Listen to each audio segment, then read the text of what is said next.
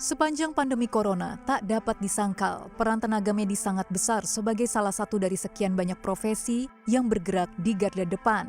Dan layaknya pejuang di medan perang, tak jarang para petugas medis harus bertaruh nyawa.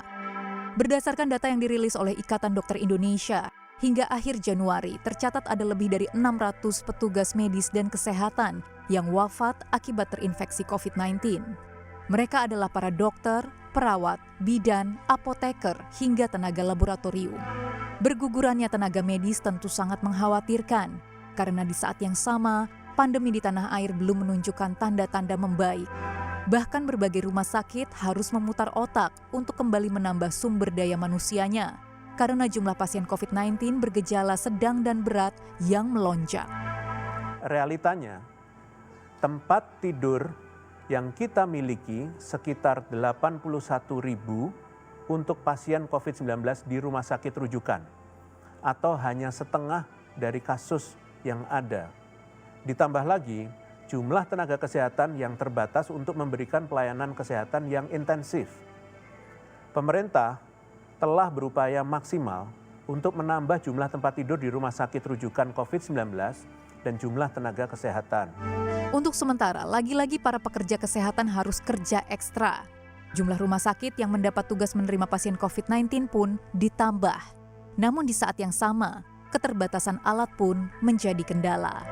Bagaimana kita tadi bisa mengakses mendapatkan alat-alat penunjang, misalnya untuk ICU, misalnya alat ventilator, terus juga kita menambah para dokter dan perawat ini juga tentunya kita perlu waktu gitu loh Mbak. Menyadari terbatasnya kemampuan para tenaga medis dan sarananya, pemerintah pun gencar untuk kembali mengaktifkan gerakan testing, tracing, dan treatment. Tidak hanya berulang kali memperpanjang pembatasan sosial, syarat tes rapid untuk perjalanan jarak jauh yang dulu berlaku untuk 2 minggu, kini diganti dengan tes antigen yang berlaku selama 3 hari. Para pendatang pun diwajibkan mengisi data diri secara lengkap untuk mempermudah pelacakan. Itu tenaga kesehatan yang sudah 600 yang wafat, itu jangan sampai mereka wafat sia-sia. Kita harus memastikan agar perjuangan mereka itu bisa kita teruskan. Dan kita harus terusnya kerjanya jauh lebih keras lagi, ya, sangat keras untuk bisa memastikan ini nurun. Saya akan memastikan bahwa proses testing, tracing, sama isolasi, treatmentnya itu akan mati-matian kita kejar secepat-cepatnya dan seluas-luasnya. Demi membentengi daya tahan petugas medis, pemerintah pun menaruh profesi ini sebagai prioritas utama penerima vaksin. Hingga 1 tahun ke depan, pemerintah menargetkan memvaksinasi 1,4 juta tenaga medis yang mayoritas akan mendapatkan jatahnya di 2020.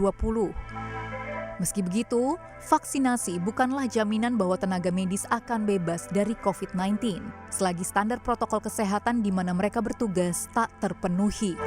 Vaksinasi ini akan mencoba untuk mengeliminir atau mereduksi, tapi salah satu upaya yang paling penting untuk perlindungan dan keselamatan kepada para tenaga medis dan tenaga kesehatan itu bukan hanya vaksinasi saja, tapi upaya standar protokol. Jadi kita sudah membuat namanya buku pedoman standar perlindungan dokter. Apakah itu diterapkan, baik itu oleh dokter atau tempat paskes yang di mana kita bertugas. Dan tak lupa, kesadaran masyarakat harus terus digugah. Karena ketidakdisiplinan dalam menerapkan mencuci tangan, memakai masker dan menjaga jarak adalah wujud mengabaikan perjuangan para tenaga medis yang gugur dalam pertempuran melawan pandemi COVID-19. Tim Liputan CNBC Indonesia.